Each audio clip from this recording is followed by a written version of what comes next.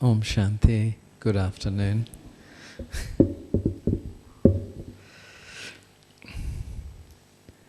So, today's topic is about influence. And we're always being influenced, aren't we? Anyone here who's never influenced? We're influenced all the time, whether it is through someone's drishti, whether it is through words, whether it is through things we see. Constantly the soul is being influenced. And the problem is that the more we are influenced by the iron-aged realities and their deceptions, the more I'm going to find sorrow, the more I'm going to experience sorrow. So Baba's love is to guide me out of this maze of very negative influences in order to be liberated and happy, because Raj Yoga is all about the word remembrance. And remembrance is that I realize, I decide, and I follow that way that is going to let me only be influenced by God. I will only be influenced by an energy that will take me beyond the influence of all the other energies that are creating many, many, many karmic accounts, visible and invisible.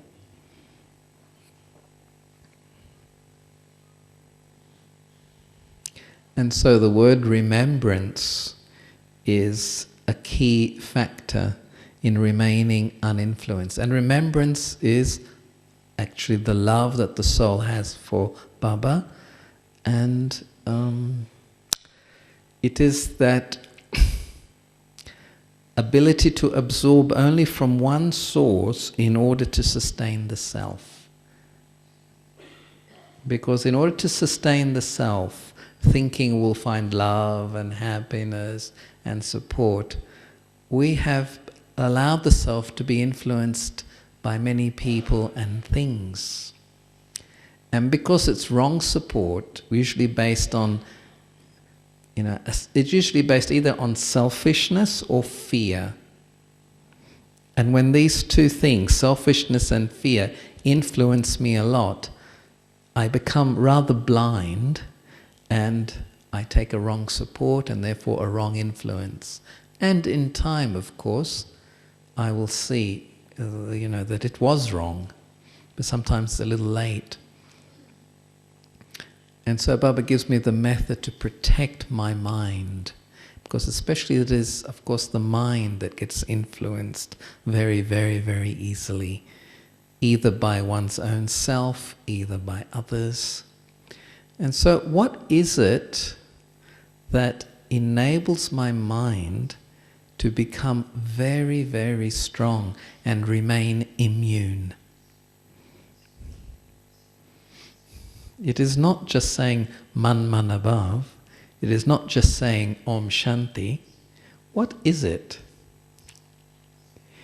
It is actually my intellect. I take the companionship of my intellect, but my intellect filled with an aim to which I have given my personal faith and my personal commitment. Because that aim of commitment and faith in my intellect is able to not just keep watch on my mind, but is able to discern what comes into my mind, either from my old personality, especially my old needs, and my old ways of being sustained. Because very often I don't see it when I am in my normal consciousness. It's only when I am in my soul conscious state, which means that my intellect is committed, it's lit up with the aim that I have chosen, then it provides a protection. But the way to move ahead is actually not to keep thinking what I must not be influenced by. This is actually very laborious, and it's tiring, and you get fed up. What is happening now is actually that Baba and time are invoking an old memory within the old souls. That's why we became Brahmins. That was an old memory. Drama and Baba influenced the soul. A very good influence, of course it was. And I started to feel, not just intellectually understand or remember, but the soul also started to feel that its original role, its original relationship, its original way of being fulfilled is through the relationship with God. And the relationship with God also means the task of God. And so that memory emerges, there's that pull, but it's one thing to be pulled and to be attracted, but it's another thing then to sustain that spiritual attraction. And I will be sustained by the spiritual attraction of belonging to God and playing the part to serve souls when I pay attention to my own self. And I'll pay attention because, is there anything else that I would prefer in terms of my purpose, in terms of my quality of being, in terms of the way I wish to live? Is there anything else? And you see, one way that stops negative influence is to sit down with myself and really ask such questions. Because I have to always really recommit myself during my Brahmin life. I have to make firm my original decisions. But for example, when we heard in the beginning, when Baba told us about, yes, you are incorporeal. Sato Pradhan. Sato Pradhan, fully free being, fully liberated being. It's always linked to the non-physical state, at least in the beginning. Golden Age is another thing. But the confluence age, it is that state of being really bodiless. What does it mean to be bodiless? It doesn't mean not to have a body, exactly. What does it mean? How can I be bodiless in a body?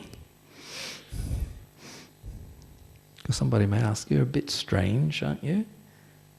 How can you talk about being bodiless and you're in a body and you're eating and you're, this and that and you're talking and this? To be bodiless in the body, yes, it means first the awareness of my invisible form. The awareness of my invisible form. And my point-like form cannot be held by anyone, cannot be owned by anyone, cannot be caught, nothing. That form is subtle, invisible and free. But also the quality of being in that form. The two things usually, it is very deep feeling of completeness and extreme feeling of contentment. And the deeper these two feelings and experiences are, as my personal reality, the less effort I have to make not to get influenced. I just won't.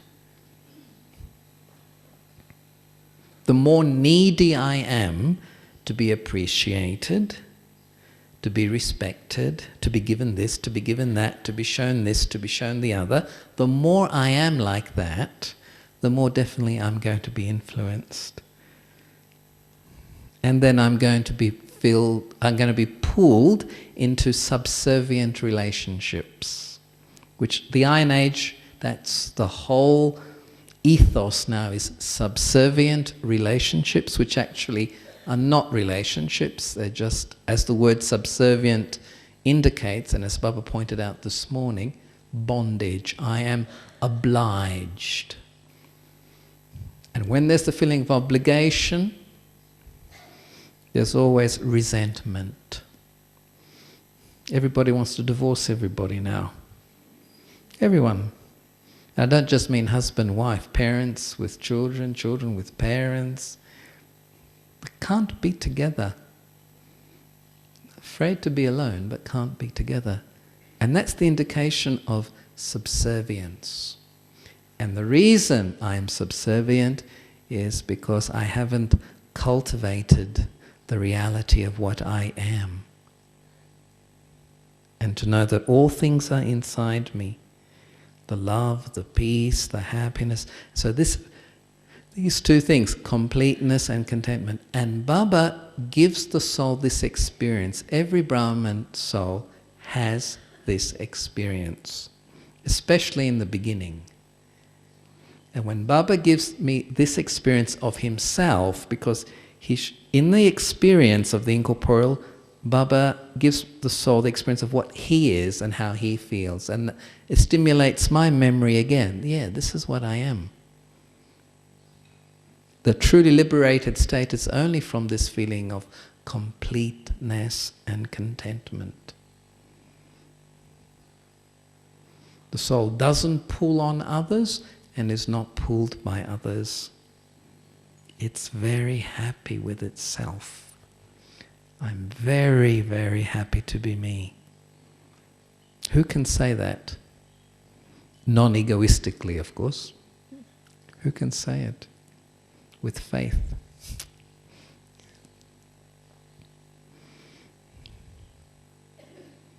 And so the soul is constantly pulled magnetically to this incorporeal silence, incorporeal being, because that's the truth of everything. And this is what we learn at the confluence time. We not just learn it as a piece of knowledge, we learn it as an experience. And also not just as an experience, but as a fact of being. And then the other thing that we become very attracted to is the Kamatit stage, which is the angelic form. And so Brahma Baba becomes the one who guides us into this consciousness.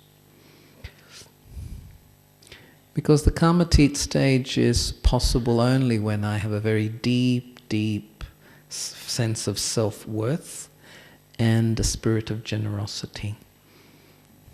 Because that will finish my selfish desires. I will recognize them, what's coming from greed, what's coming from ego, what's coming from attachment, and I don't want it. Because my destiny, my role at this time is to really be a being of light. Baba's light hand, right hand, free hand. So he can use the soul as he wishes to serve the whole human family. So when I'm influenced by that destiny, when I'm influenced by that vision, then I can easily recognize that the promises of Maya. You know, Maya makes so many promises. Maya's, for example, attachment. Maya promises, oh, you get lots of love. A lot. You feel well. This person will be able to fulfill your every need. Or this role will be able to make you feel your self-worth, that you are something. And it's all phony, you know, it's all empty. But Because our need is great, our intellect gets blind, and then the soul falls into the trap and just gets influenced again. But the problem is, and the pain is sometimes, one knows this, realizes this, but gets into it again and again. Or, I know all of this, but to start to put it into practical action on a more permanent level seems a little difficult. So it creates frustration. The point, the method is not to make so much effort. What I need is just position myself every day. I'll speak a little bit about that later on. So it's not a matter of effort to be true. It's actually positioning myself in the true and the faith in that. And then God is there, you know. If I'm influenced by God, then so much will be done. If I just rely only on myself, then I'll have to labor a lot. It is in surrender that I will find liberation. It is in surrender that I become free of circular efforts, tiring effort. Because to surrender, give myself to Baba, then of course he will give himself to me. And he does that, and we all experience that. But, you know, sometimes we become a little unconscious. And so some difficulties come up.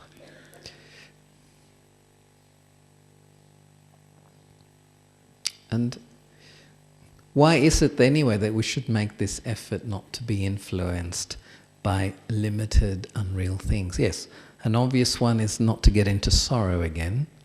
I don't want to lose my honor and my dignity over and over again. Plus, you know, I've done it for so many lives, that's it. One is that. But the other thing is that if I'm influenced in the right way, then what will increase is energy. Spiritual, pure, healing energy will start to increase in the soul.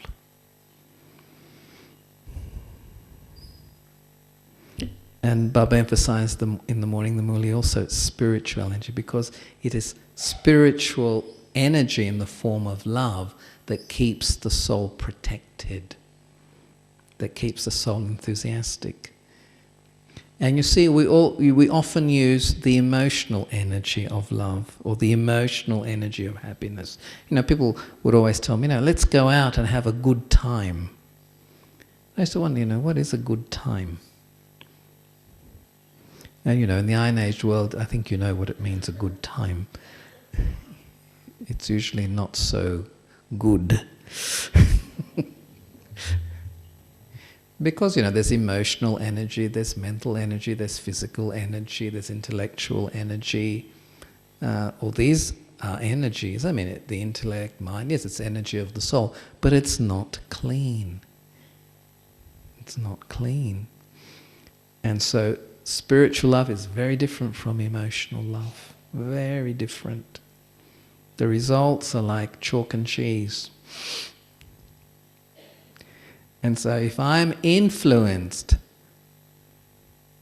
by the false promises of Maya, if I'm influenced by the comforts that my old personality had or received from any of the, you know, the vices, which I never understood to be vices, then, you know, I lose the permanency of love. Because spiritual love is something that is permanent, and spiritual love will heal me. The spiritual love that comes from Baba, the spiritual love that comes from myself, for myself, and for others, and the spiritual love from others in the form of blessings will also heal the soul. And so I don't want to lose this. Why to lose it? Why to choose something else?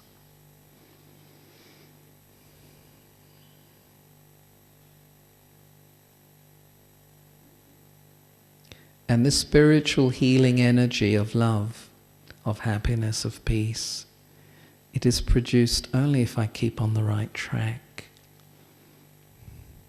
And that right track is the track of honest love. Because I wish to love God honestly, sincerely. I don't wish to love Him just because of Golden Age. I don't wish to love Him just because He'll do this and He'll do that. When you love Baba very, very deeply, you're not thinking of any results or consequences. When there's that pure love, you're just face to face and you say, I'm yours. And then there's a great shower of power within the soul. And the soul is naturally influenced by the pure and the good and the best. It's the best love. At the Iron Age, it's not only the best love, it's the only love really available. And so a soul who is nurtured and influenced by this love is deeply being transformed. It doesn't have to think always so much, oh, I have to transform this. It's being transformed. Yes, of course, we have to do our part. But again, my part is mainly of position and honesty, loyalty. And then Baba will do the rest. And so as the soul is being transformed by love, it starts to feel that, yes, it is only God's love, God's faith in the soul, that then, yes, will make it into His companion, the angel. And so what will move me away from that influence? The worst thing possible, you know what the worst thing is? The worst possible thing to move me away from that influence.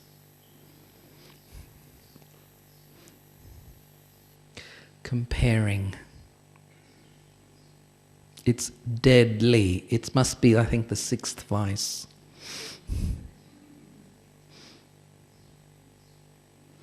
And if I get into comparing, it's a very clear and obvious indication I'm not listening. I'm not listening to Baba. I'm not listening to God. I'm not listening to what He's telling me about me.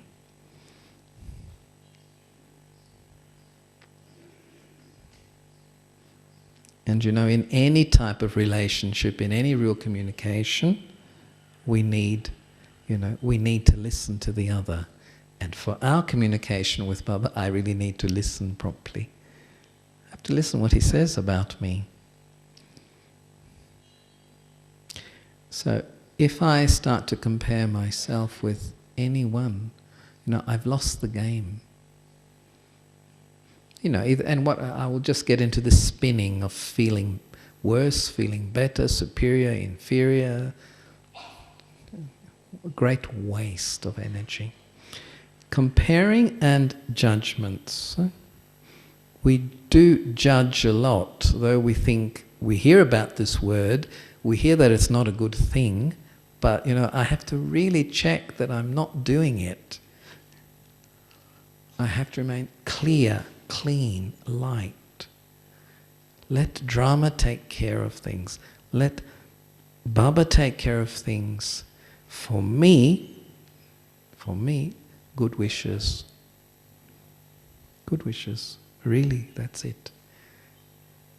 Good wishes will protect me from the influences of my own negative judgments. Because once I judge negatively, then I just get stuck in weaknesses of whoever, whatever.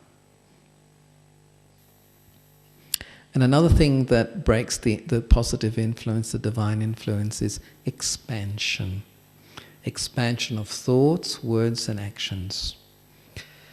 for either to argue, to convince, also just body conscious interest in, useless things.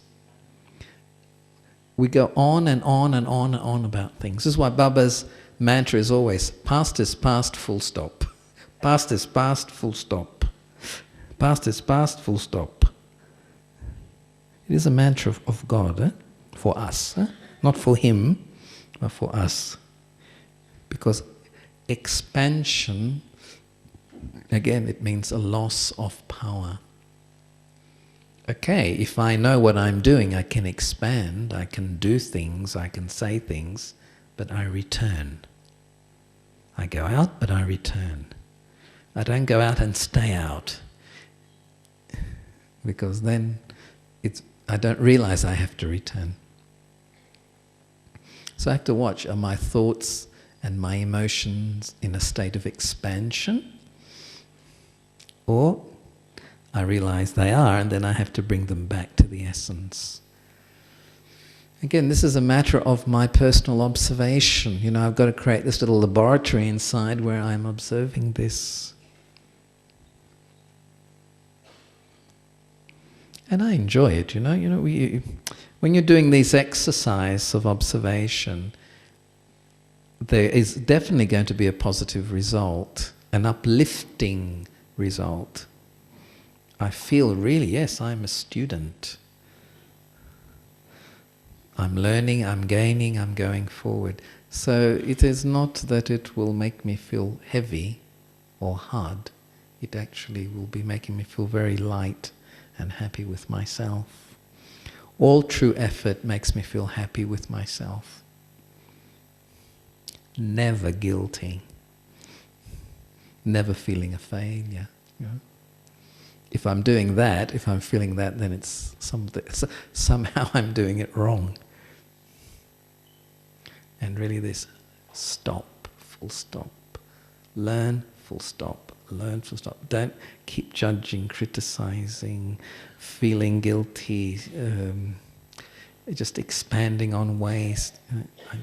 I have to see that I'm doing this and just stop it. No excuses. And then nothing that makes me move away from the influence of Baba's love and power is reactions. We react to the unexpected, and sometimes even to the expected. I used to always wonder, where does reaction come from? Do you know where? Do you react? Or is it finished? And I think, because when you understand where it's coming from, it gives you then the motivation and the energy, the strength to finish it. I mean, there may be many different reasons, but certainly the first reason is ego. I'm reacting because of ego. It's not going my way.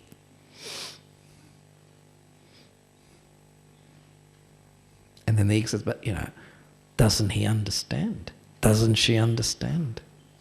Why are they doing this? All this type of reactions using these words, should and would and all of that.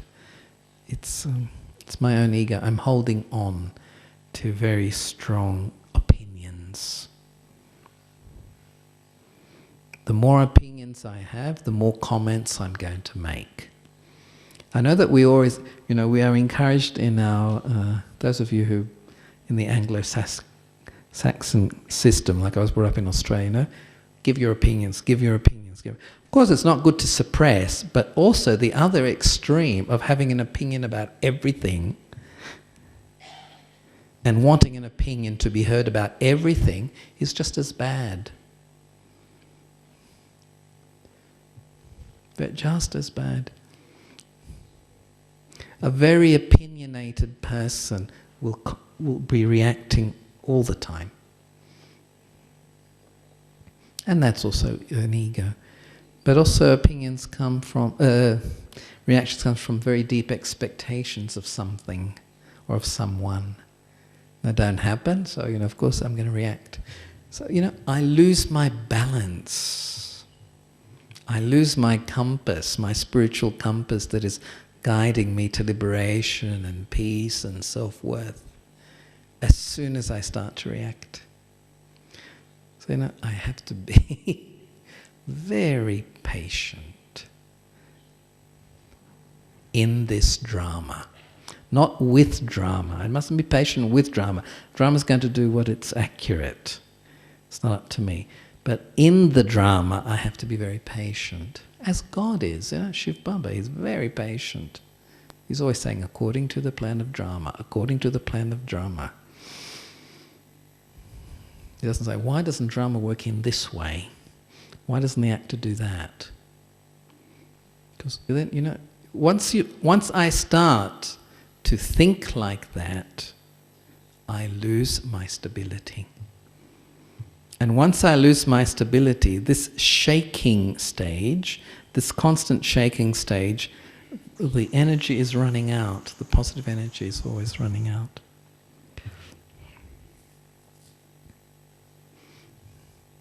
So, what are some ways that I can really, stop wrong influences?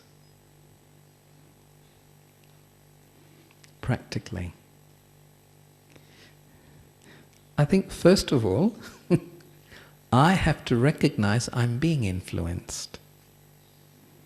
This is why it's good to have company. It's good that we study together. And usually it's good that we live together. I know most people like to live alone, but actually it's good. So like living with others. You learn quicker, faster. If you live alone, it's very easy. But you live with other people, it's another whole different thing. But anyway, because sometimes I can't recognize, I can't understand I'm being influenced by something. We can be influenced by our senses. We can be influenced by the past. We can be influenced by desires. You see, one of the reasons sometimes I lose balance is, I'm caught up in something. It can be people, can be things, it even can be service. And usually the reason I'm caught up in something is something of a desire is there. Although it's camouflaged very well in the name of service, in the name of mercy, in the name of this, in the name of that. But whatever is causing me to feel shaky or irritated or hopeless, whatever, without me even knowing the cause, I understand something inside me I'm not seeing. And I want to be able to see it. And so the first thing is to recognize I'm being influenced. Because usually most souls don't realize. They just don't realize. And also, if I'm to be of really a cooperative friend to somebody, even when I see they're being influenced, again, the way I do it has to also be very kind. Kindness always wins. Always, in every situation. Kindness is even more powerful than love as a first step. If I can treat myself kindly and treat others kindly, things can shift. I can shift being influenced. I can help another not to be influenced. But if I'm like a bulldozer, or like a gorilla, shaking others, it's just I'm irritated. It's got nothing to do with trying to be cooperative in helping that other soul. It's simply my own irritation. Again, it's ego. Because some people have this sense of correcting. And why? You ask them why. Because this is the right way. And you ask them, but how do you know that's the right way? Baba says. And this is the whole thing. I don't recognize that even, for example, I justify my wrong behavior. I don't recognize it. So, it's good to have the family. Because, somebody will, sooner or later, tell me some things. And another thing, together with that, it's recognition, decision, and willpower will keep me free also of recurring or repeating influences. And what is it that I do require to develop these things? Because I do need them if I am to be really only under the influence of the Father. How do you develop recognition? To recognize things.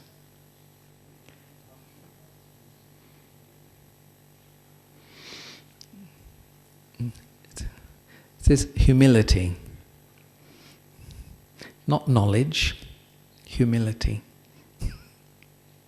If I have humility, what is humility? I'm making a space for other possibilities, Other possibilities, yes. Another way of looking at it, another way of understanding. So when a soul has humility, then their level of recognition also increases.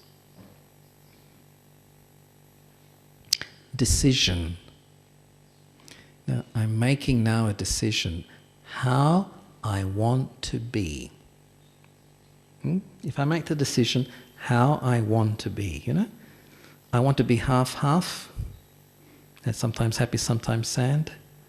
I want to be, Monday, Tuesday, Wednesday a bit devilish, Thursday, Friday, Saturday, Sunday angelic.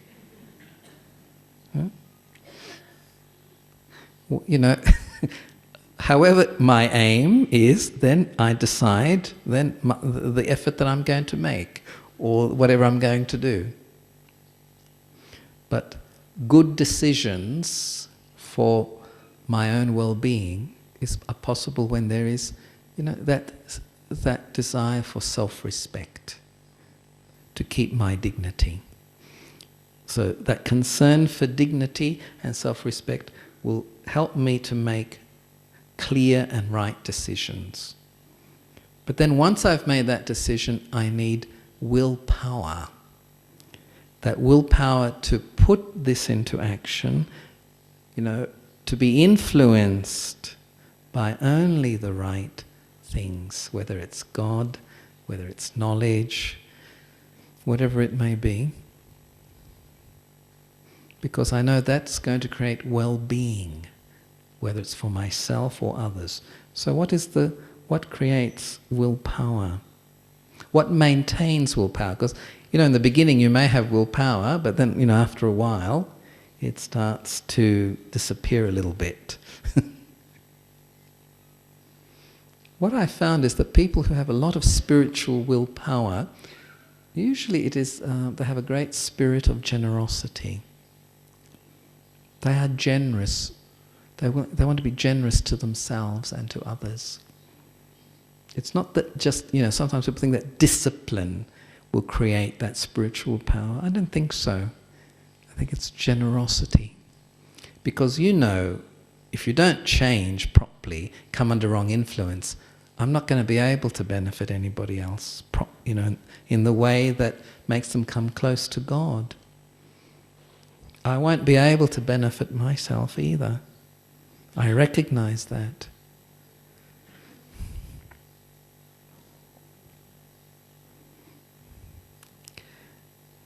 And a few other things that help me to keep under the right influences, my daily alignment. Because one thing is knowledge, one thing is a class, one thing is the muli, which I need, which is very useful, it gives me an insight. But then what will give the soul power is its daily alignment to the things that it hears. Basically, the daily alignment to the aim. I'm aiming for freedom, I'm aiming to be, whatever it is, sweeter, more humble, angelic, more communicative with God, with others, whatever it is. I'm observing and I'm practicing, both observing and practicing, not just observing. observing and practicing. And when I align myself to an aim, that then is going to create a lot of quality in my life. Quality is, purity. Where there's purity, there will be equality. Because you see, the only real equality exists in the golden and silver age.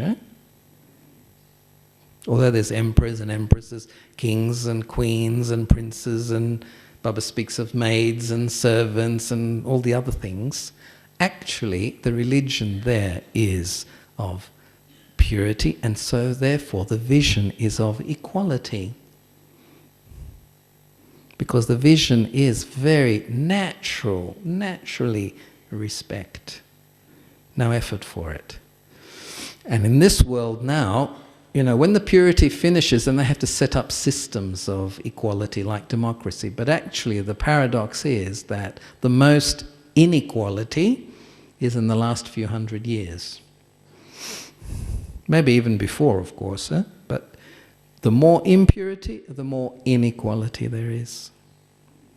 Because there's all other kinds of influences, ambition and greed and preferences and things like that. Where there's purity, there's then that spiritual love, and spiritual love is never tied to just a preference.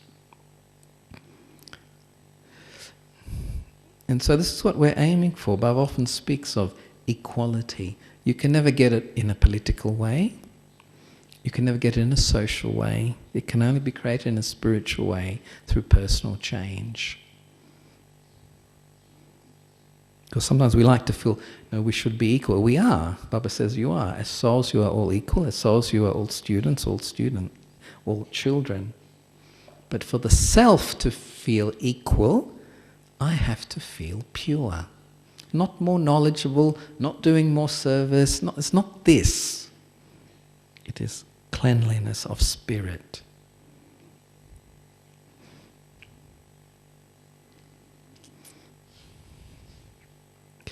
And then another thing that helps a lot is to take time out. Time out. Solitude. Baba calls this solitude and introspection. Just to be still, to be quiet. Stop thinking about work, about effort, about this, about that. Just to be very still. It's like when we go on holidays. Well, we don't now, but in Lockie, go on holidays, 3 weeks to the Seychelles and things like this. Time out. Just take a break. But I do need to take a break daily also.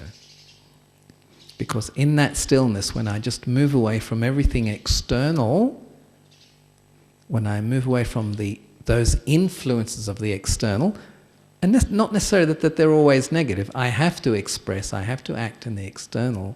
This is a necessity.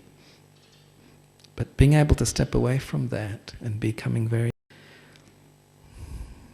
Then, of course, I allow Baba to be able to influence me more. And I need that. And then this gets me to the last point, which is Amrit Vela. Amrit Vela is the time of vaccination, immunization. Takes out all the germs and fills the soul with the strength, not to be influenced by anything else. And sometimes people ask, what actually do you do in Amrit Vela? Nothing. No, don't do anything. Do you do anything in Amrit Vela? Churning is another thing, but that should have been done before, not at that moment. Developing relationships, all that should have been thinking about it, done before, not at that moment. That moment I am face to face, and the soul feels, yes, in God's presence. And then Baba's drishti just goes very, very deep, and all those other things evaporate. The unconscious influences evaporate. And also I start to recognize also what is influencing me. there are certain things that keep repeating, certain habits, certain sorrows, certain situations keep repeating again and again. And I use knowledge, I have the best intention, but I just can't seem to move away from it. Then in the Amrit Vela, in Baba's presence, it's not a matter of having great, fantastic meditation, not necessarily, just to be there, with a lot of trust and a lot of faith. Being in God's presence, then I will receive that energy which will clear my intellect and help the soul to free itself, help the soul to recognize. So, Om Shanti. And now we have one whole hour of influence and influencing others positively. The World Meditation Hour. Om Shanti.